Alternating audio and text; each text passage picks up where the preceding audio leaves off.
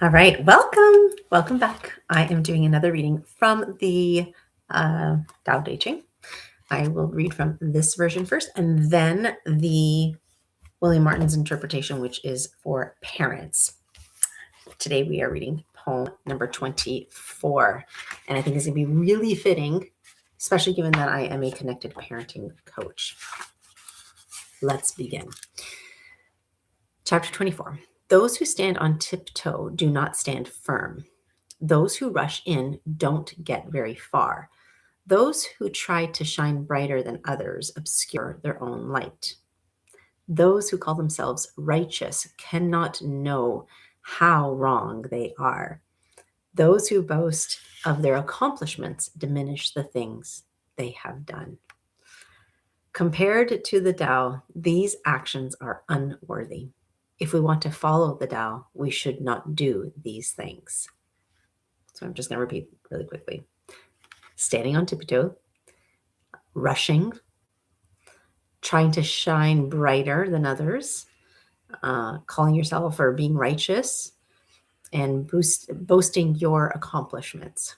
Ooh, okay. So again, compared to the Tao, these actions are unworthy. If we want to follow the Tao, we should not do these things. All right, that is the original. Now let's look at the Parents Tao Te Ching, which is an interpretation for modern day parenting. And then, of course, I'll give my insights after I share William Martin's insights as well. So this is titled Agendas, Yours or Theirs. And the reason why I said this is so fitting as a connected parenting coach is because we look at agendas and whether or not we have an agenda when we're speaking with our kid or when we're trying to teach a lesson or trying to parent them, or if we can be neutral, which means we don't have an agenda. We can still have an intention and an energy behind what our outcome, what we'd like to see our outcome as a parent and for our child, but to have an agenda, to push an agenda, we don't, that's not the goal on connected parenting. Okay, so let's read, and of course I'll share my insights. If you push your children, they will lose their balance. If you are always running them here and there, they will get nowhere. If you put them on the spotlight, they will be unable to see their own light. If you seek to impose upon them your own ideas of who they should be, they will become nothing. If you want them to thrive, do what you can for their safety. Then let go. This, if you're hearing this and you're saying, well, I can't do that. Or, I'm a parent. Obviously, I say this all the time. You're not just a parent, you're substitute frontal lobe. Your logical part of your brain is saying, well, no, you can't just let things go and just be for their safety. Yes and no. Okay, let's read his interpretation, then I'll share a little bit too. Do you have agendas for your children that are more important than the children themselves? Lost in the shuffle of uniforms, practices, games, recitals, and performances can be the creative and joyful soul of your child. Watch and listen carefully. Do they have time to daydream? From their dreams will emerge the practices and activities that will make self-discipline as natural as breathing. Encourage these. Oh, so good. I was just talking to a client about how not just gladiator kids, but kids who are on the ADHD spectrum, or kids who are just, really in their, or just kids who are in wonder and awe and in the present moment. They don't really have a concept of time, or it's not that concrete for them. We were talking about, there's time in this 3D world on Earth where we do need to abide by schedules. And then there's times and moments where we can create space and a container for our children to just be.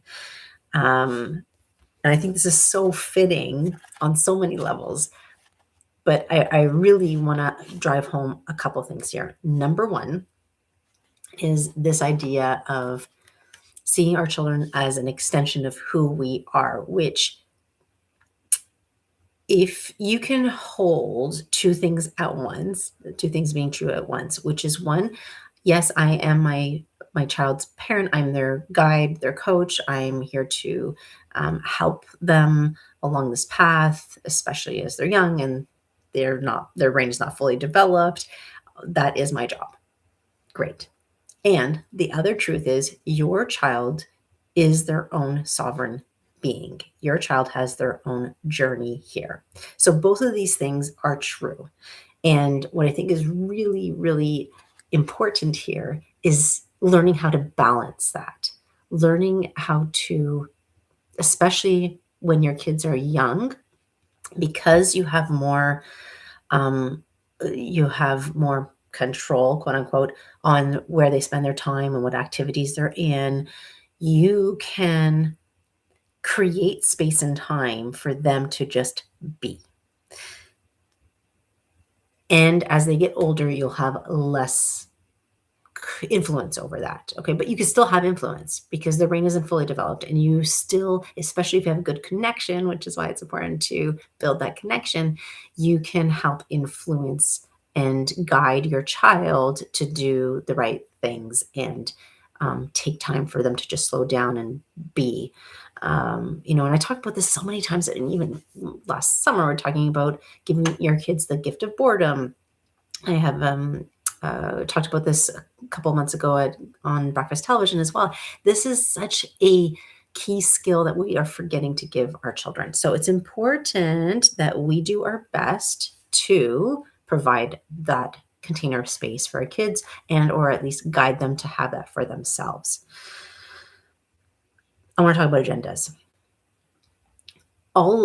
Most parents have the agenda, if you will, or the intention to raise a great kid.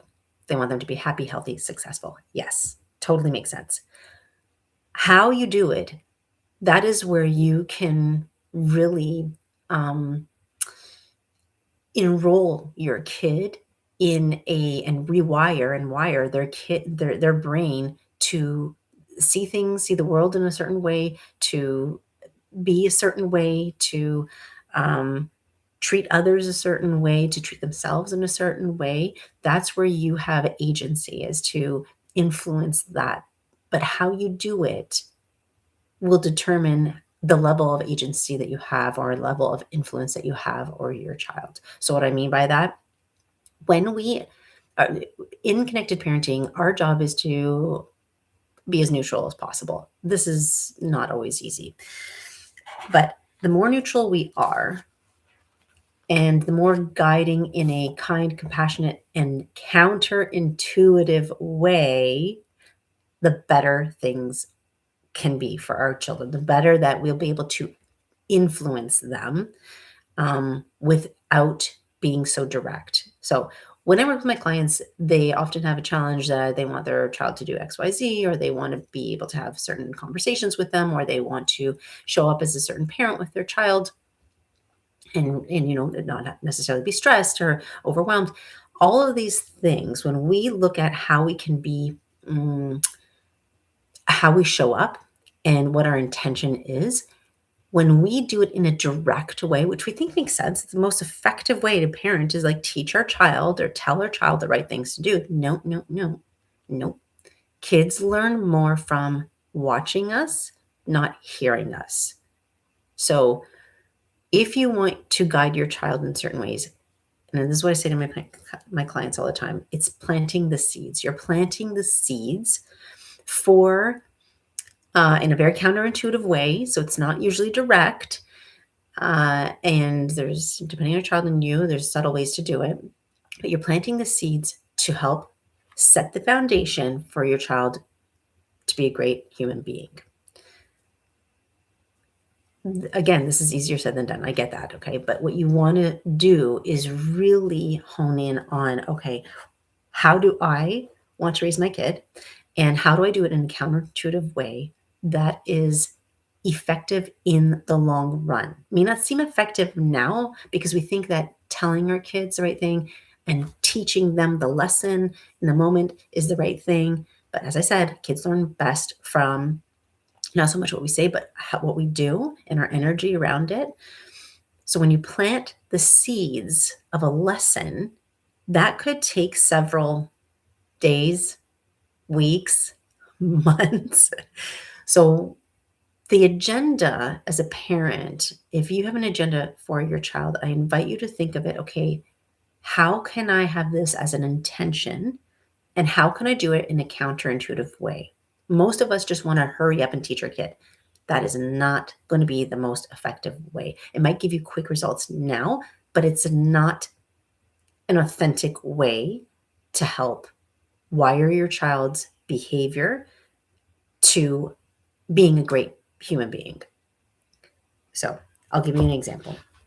Let's say you really want your child to, I don't know, be able to listen to you and do the right thing, which is a very common thing. Of course, we want to be able to do that. Planting little seeds like, hey, I know that you can be a really great listener. Hey, I know that at school you do a great job. Or, hey, I know that when you want to listen and focus on something, you have an incredible superpower. That is way different than, hey, if you need to listen to me, I'm telling you the right things to do. Don't get me wrong, both can work. And there's times where you just don't have time. You got to tell your kid, listen, you got to do this, especially when it comes to safety. Obviously, when it comes to safety, that's number one. But everything else, you have a choice on how you parent your child. And doing it in a counterintuitive way, planting the seeds and seeing the long-term effects or the flowers that blossom from your planting of seeds, you will then get why this work and doing something counterintuitively and doing it with the intention without having the direct agenda is more effective in the long run. So do your best.